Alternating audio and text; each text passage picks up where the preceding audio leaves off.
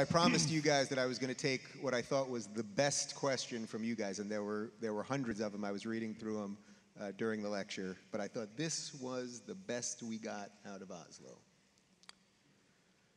Will you move to Oslo and run for Prime Minister of Norway?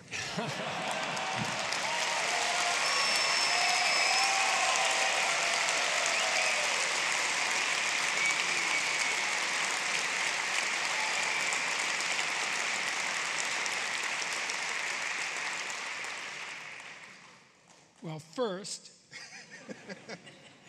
you probably want someone who can speak Norwegian.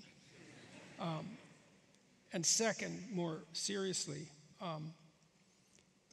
throughout my life I've considered a political career, and certainly when I was young, very seriously, that was my ambition, till I was about 18. But, yeah, it started when I ran for an executive position in the Socialist Party in my home province when I was 14. And so that was the first large-scale public speech I gave to about 700 people. Wait, can everyone pause for 1 second? Try to picture 14-year-old socialist Jordan Peterson. That's an incredible image to me. What was that kid like? Like me. It's kind of, I could speak to a crowd then. The speech was very successful. I lost the position by 13 votes out of 700, something like that. And, I had the audience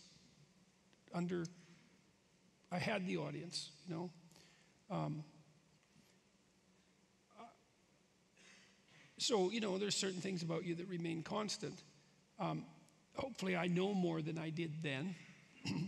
That's to be devoutly hoped for. I stopped actively pursuing a political career when I was 18. And the reason for that was because I became more interested in something else, which is what I was talking about tonight. Because it turned out that the political problems that I was interested in were deep enough, arguably, not to be political. Because they were really, for some reason, I was very interested in totalitarianism right from the time I was like an adolescent. I don't know why exactly.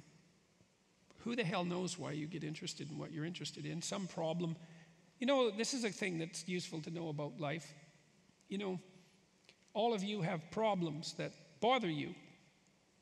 And you think, well, I don't want to have a problem. And fair enough. But there's a whole lot of problems you could have that could bother you, because there's lots of things wrong with the world, and you could be obsessed by a million problems, right? Because there's just problems everywhere, but you're not.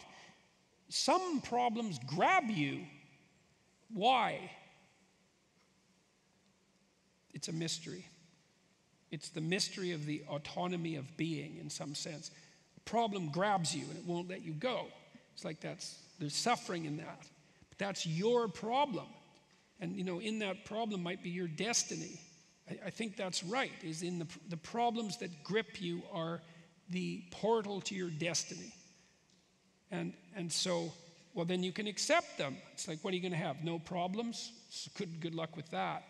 So you've got your problems. One of the things you learn as a therapist is you don't interfere with people's problems. And what I mean by that is this. Let's say you come to me and, we have a discussion about what's going wrong in your life. And I listen because I want you to explain what the problems are. Because what do I know about your life? It's like I need to listen so that I can hear what your problem is and not rush to a conclusion. And then I want to listen while you generate a solution. Now, I'm going to help by asking questions and help you explore. But let's say you lay out your problem and I think, hey, I know what would fix that. And then I just say to you, well, here's a solution. Well, first of all, you're going to be very annoyed about that because I just took your problem.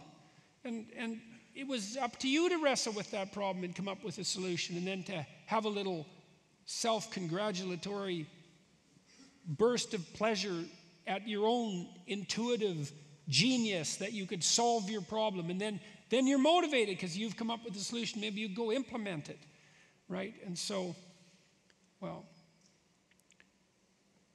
So my problem became something that wasn't political, and so I pursued that. And so I'm not going to pursue a political career. And I've also decided, too, I didn't know this, but I don't have the temperament for it.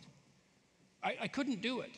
I find the adversarial interviews that I'm in, for example, they take me it takes me 3 days to recover from one of those. Well, it does, because I don't like that mode of discourse. And if you're political, you're in that mode of discourse all the time. And I'm not cut out for it. Like, I'm not a particularly combative person by nature. I'm a person who's terrified about leaving monsters under the rug ignored. But that is not the same thing. And it's not like I enjoy the process of calling them out and hashing them through. But I think, well, better get at them while they're small. So no, I'm not coming to Norway. That's the answer to that question. So